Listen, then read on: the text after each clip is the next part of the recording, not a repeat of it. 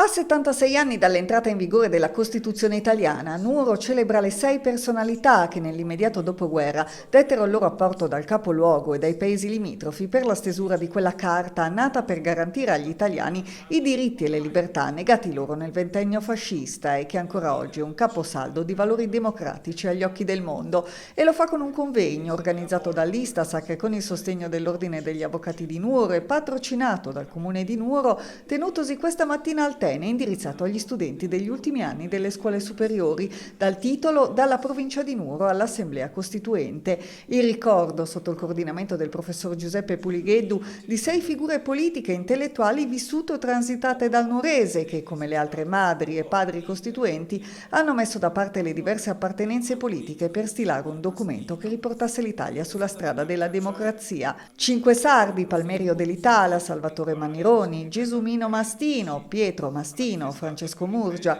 e una veneta, la senatrice Lina Merlin, confinata nel nuorese per 4 anni per opposizione al regime. La provincia di Nuoro ha espresso personalità di primissimo piano nel panorama nazionale. E il delitto più grave che noi commettiamo sistematicamente è dimenticare questi esempi.